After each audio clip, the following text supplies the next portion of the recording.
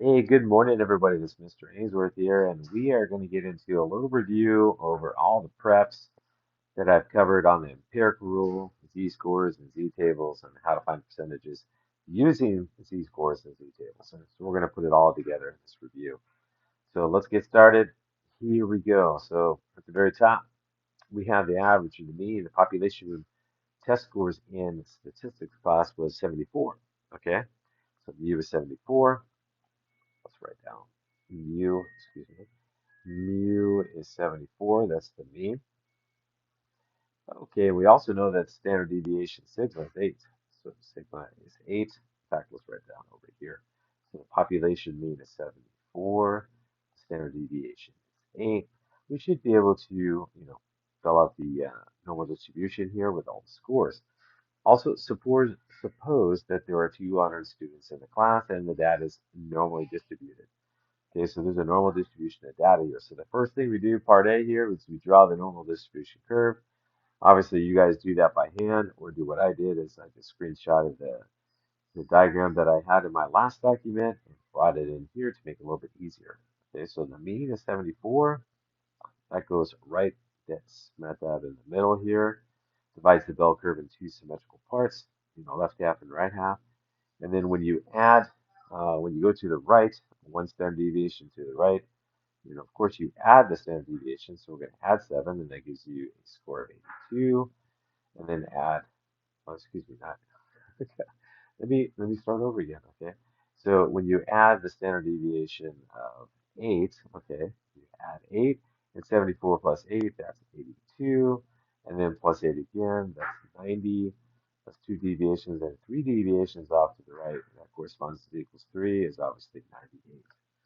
Okay, so and then you subtract, okay, subtract going to the left. So when you're one deviation to the left, 74 minus 8, that's 66. 66 minus 8 again, you're under 60, right? You're at 58, okay? 58, and then subtract 8 again, you're at 50, and that corresponds to z equals -3 or 3 deviations to the left. All right, so you got to draw that first, and then you understand all the percentages. And again, you have to either memorize these percentages or use your notes from before. Okay, so the first step is to draw the distribution. Use the percentages from the empirical rule, the 68, 95, 99.7 rule, which I'm not going to get into again. We derived that earlier, okay, in a couple lessons ago. And then you can answer all these questions here. All right, so part B. What's the percentage of data, all right, that's less than 58? So here we go. That's how easy it is. So the percentage of all the data or the distribution that's less than, keyword less than, 58. So you just need to find 58 here. And if you're less than 58, you're in this little teeny area right here, and it's a small percentage. And if you're less than 58, we have to add up the 0.15 and the 2.35 here. 2.35 plus 1, excuse me, 0.15, so 0.15%, okay, and that is 2.5%. There we go. It's a very small area, so we have a very small percentage. There's very few people that is out of the entire population. Here out of 2,000 students in the class that scored less than 58, because that's over 2 standard deviations to the left. Okay, so the percentages on the left tails and the right tails are very, very small. Most people are centered about the mean. Okay, that's what it's all about. Part C, what is the probability the student scored between 60 and 90? Okay, so find the percentage of the population that scored between 66 and 90 is how you write it mathematically. And then let's see here. Let's find 66 and 90. So let's shade it in at blue here. There we go. So different ways you can do this right here. So we're going to take 34 and 34. So 34% plus 34% plus what? 13.5%. Okay, so you add those. Again, we're talking about scores between 66 and 90, right? Right, there you go. Okay, and we're talking about a total of 68 plus 13 and a half. That's 81.5%. So 81.5% of the students out of the 2,000 total, all right, scored between 66 and 82. Okay, that's what's up. Excuse me, 66 and 90. All right. Part D here, what's the percentage of students that scored at least, okay, at least 66? So here we're trying to find 66 or more, so greater than or equal to 66, or you can think 66 and more. So we're talking about everything to the right of 66 this way here, and that is a big percentage. Okay, so different ways you can do that from here. So this is percentage of the scores that scored greater than or equal to 66. The right of to the right of 66 here. So we could take well, first of all, we know that 50% of the graph lies to the right of the mean, and then of course to the left of the mean, 50% of the graph uh, lies to the left of the mean. So what we could do is just take 50 and 34, all right, and get 80, 80, 84%. So 50 plus 34 gives you 84%. That's method number one. Okay, or if you don't like that method here, you could take 34, 34, 13 and a half to 2.35 and 0.15 and add all those numbers up and you get the same result. Okay, so you could do that way. Uh, that's method number two. So let me do that. So 34 plus 34 plus 13 and a half plus 2.35 plus 0.15, and you're going to get the same number there. That's method number two. Method number three, what you could do is you could take these three numbers here to the left of 66, which is 13 and a half plus 2.5, which is 16%. Okay, so 16%, subtract that from 100. So you could take 100 minus 16%, and you could get 84%. All right, so there's three different methods possible.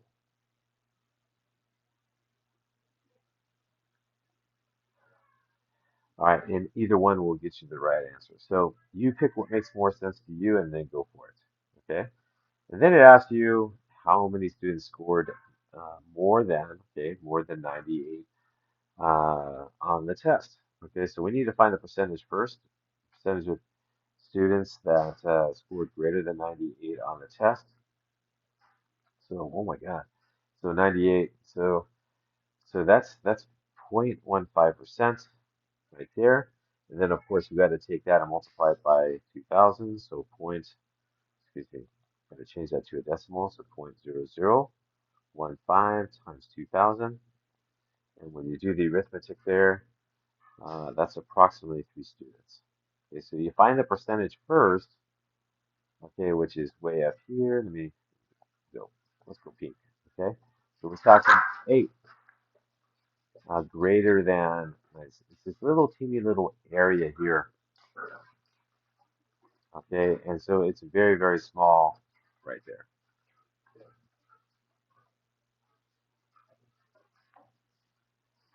Okay, so now let's continue here and let's try, instead of using the empirical rule, let's try to use the z-table and let's get some practice on that. Okay,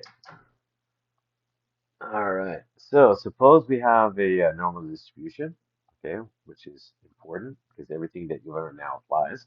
We have a mean of 64 and we have a standard deviation of 3. All right, and here we need to show how we're using the z-table. Okay, so no empirical rule here. No empirical rule. Okay, it says draw the normal distribution of the bell curve. Again, I taught you guys that we always draw a normal distribution and sketch it first, and then we can figure out all the different probabilities here or the percentages. Okay, so find a percentage of scores that's less than 61. Okay, that's first. So first, let's put some numbers in the table here. We know the mean's right in the middle, and the mean is 64, so that goes here. So that's mu, mean is 61, or excuse me, 64. And then standard deviation is 3, so let's plot 61. So 61 happens to be one deviation to the left, so I'm going to plot that. So we got 61 That's exactly one deviation to the left. So that corresponds to z equals -1. But let's show it. It says show here. Let me highlight this. Show how you're getting all these values, right? Show how you're using the z table, and then show how we're calculating z-scores. All right, let me even write that out. Show how to calculate the z-scores. So remember, okay, z is equal to the score minus the mean divided by sigma. So you have to remember that. Okay, so let's highlight that. So here we go. Let's find our z-score first. We know it's -1, but let's show it anyways. So z is equal to 61 minus the mean, 64 divided by the standard deviation. It's -3 divided by 3, and that's -1, which makes sense. Okay, so it's this right here. This is z equals -1. One standard deviation to the left of the mean. So we know that makes sense. Okay, now we have to use the z table here. So again, as I said in my previous lessons here, -1 is the same thing as -1.0. So we need to find 0.00 up top. We go across, and we go down, and we read the score. That's how you use your z table. So let's find -1. Obviously, we need to go to the negative side. Okay, so find -1. It's here. 0.400. So we go across and down and read your percentage. Okay, and that's 0.1587. Okie dokie. 0.1587. 0.1587. That's 15.87%. All right. So 15.87%. So let's highlight it so you can see it. Let's write about here. Okay.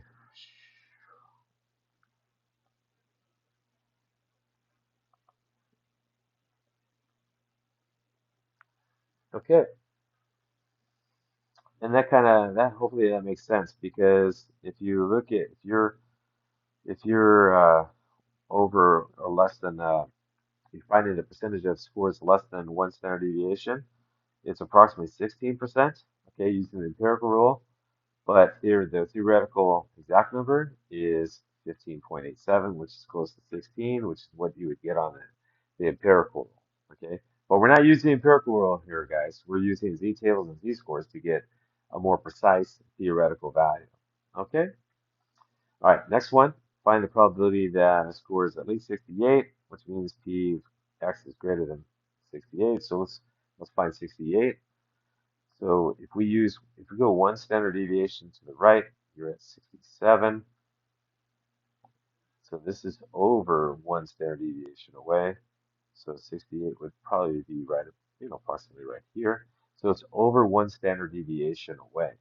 At 67, that corresponds to z equals 1. 68 is greater than 67, so the z-score's got to be a little bit bigger than 1. So let's figure that out. So z is equal to the score, 68, minus the mean, 64, divided by the deviation, 3. Okay, that's 4 divided by 3.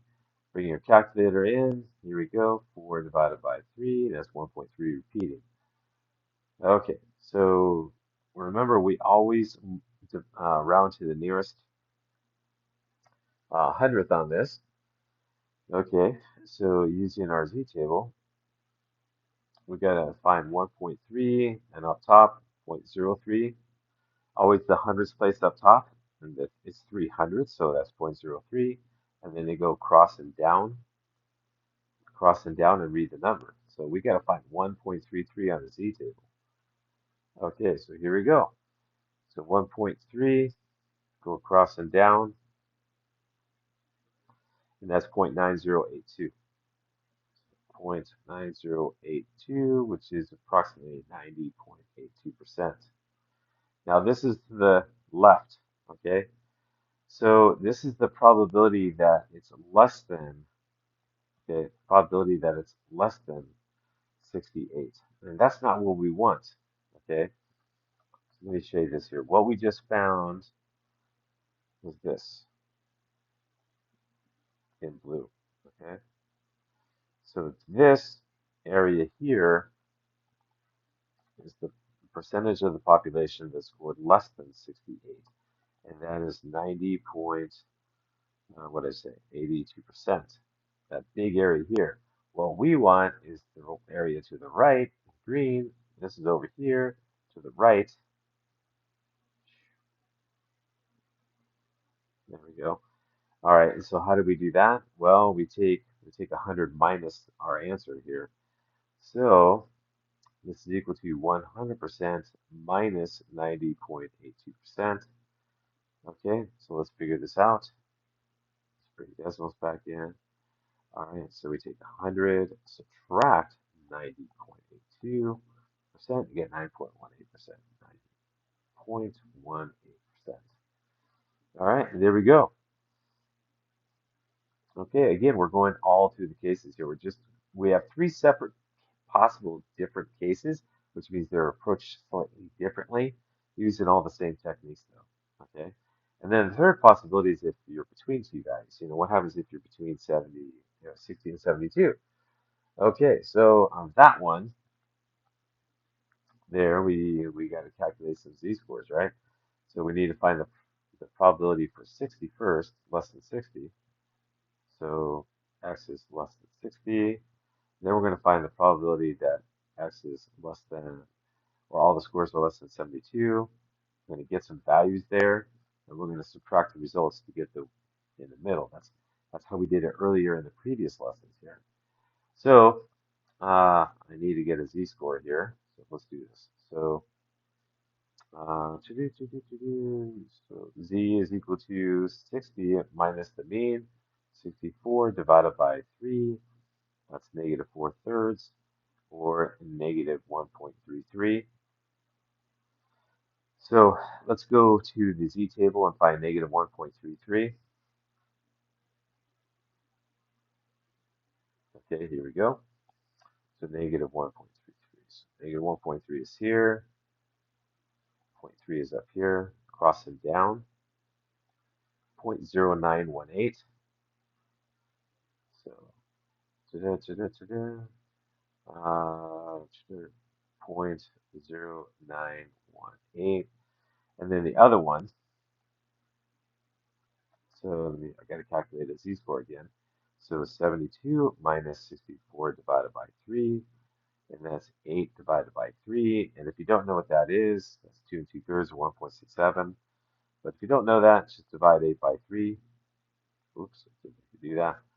Let's go down here, 8 divided by 3. Again, 2.67 if you round it. Okay, so z is equal to 2.67 rounded.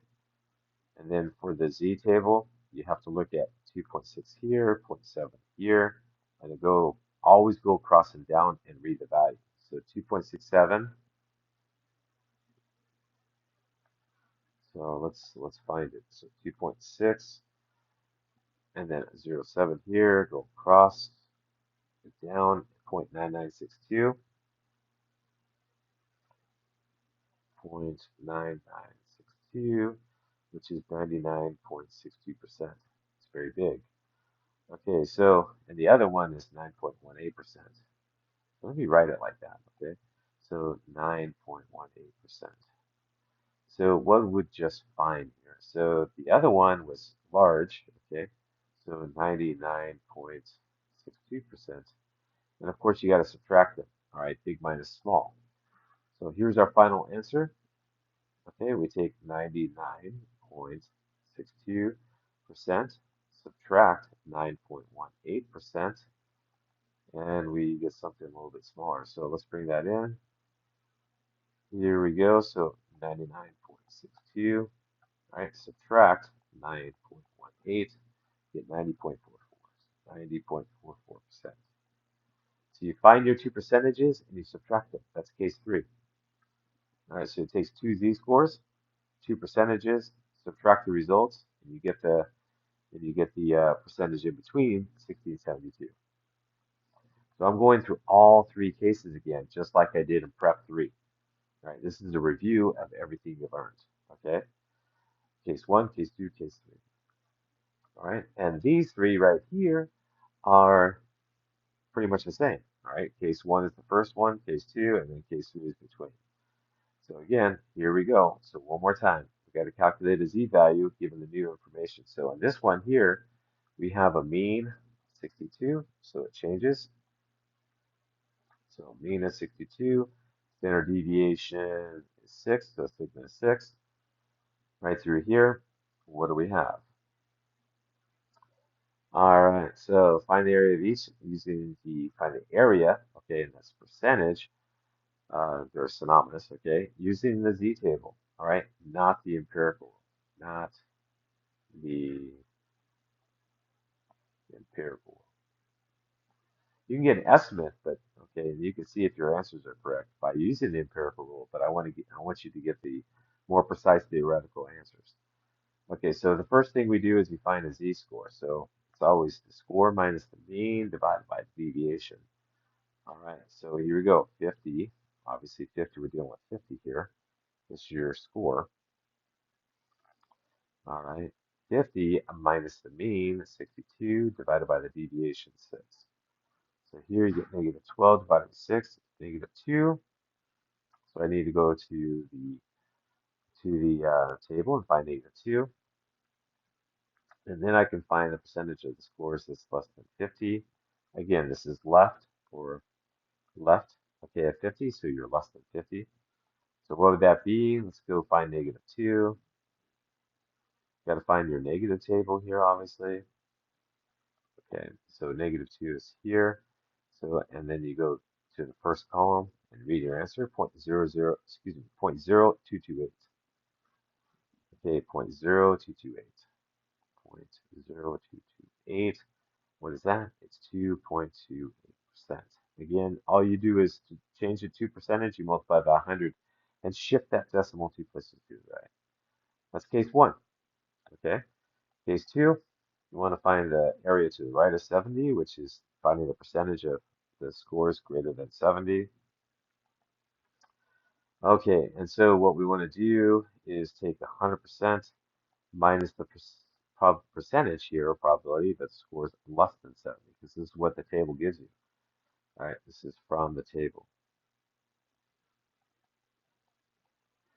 Okay, so it's going to be 100% minus something. Okay, so we got to figure out, we need a z-score for 70 though. So take 70 minus the mean, 62, divided by 6. So z is equal to 8 divided by 6. And then again, 8 divided by 6. All right, so it's 1.3 repeating.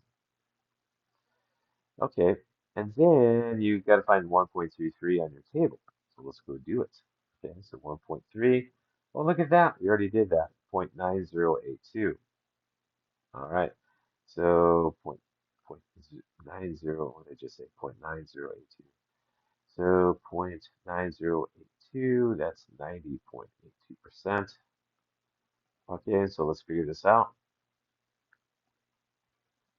All right, so let's take 100 and subtract 90.82%. We get 9.18%. That should look familiar. We've done this problem before. Okay, you guys were reviewing here, all right? And so we've done a lot of these before, so it should look familiar, I hope.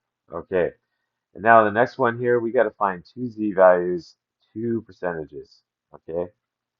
So on this one here, the percentage of the scores between 52 and 72, so 52 and 72 is written as a compound inequality. So I need to take the percentage of the scores less than 72, which is the larger percentage, subtract the percentage of the scores that is less than 52. So I need two z-scores first. So here we go, let's get them. So I'm going to do 72 first. So 72, subtract the mean of 62 divided by 6. And so that looks like 10 6. And again, 10 divided by 6. All right, gives you 1.67. And then when you look at your z table, you look at 1.6 on the vertical and then 0.07 and go across and down like you normally do. All right, next one, before I do this here, I'll do the table here in a minute. You take your score, 52. All right, subtract the mean, divide by sigma. So it looks like negative 10 divided by 6. So negative 10 divided by 6. That's going to be negative, right? Negative 1.67. So basically the same idea, but on the negative table. So negative 1.6 here, 0.07 here, crossing down. And then you got to read your table. So let's go to the positive table first and find 1.67. So 1.6, 0.9525. Okay. Okay, 0.9525. Let's record that. 0.9525. And then on the negative table, okay,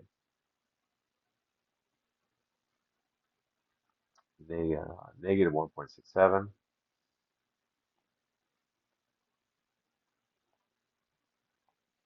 0.0475, 0.0475. Here we go. 0.0475. Okay, so these are percentages, right? So 95.25%. Okay, and the other one, 4.75%. So big minus small. You always take big minus small because otherwise you get a negative answer, which won't make any sense. Okay, so the big one first, so 95.25% minus 4.75% gives you a final answer. Okay, so you're going to take 95.25, subtract 4.75, 90, okay, so 90.5%. Here's your final answer. All right, this is part C. Okay, wow, there we go. So there's all three cases again. So this is three cases here, right? And then this is three cases here. So I just did the same thing twice, you guys. So hopefully this helped you out. This here, the first part we did the empirical rule, just estimating, use the empirical rule, very simple. Okay, part two, this first problem, parts B, C, and D, again went through all the three different cases, to the left, to the right, and then in between. And then in number three, we did the same thing again. We went to the left, to the right, and in between. So there you go. Take it home. All right. Practice is important here. It's one thing working with me, but it's another thing do it on your own. So practice on your own and master it, and then you'll ace the quiz or the test. All right. This is Ainsworth. Take care, and I'll see you in class.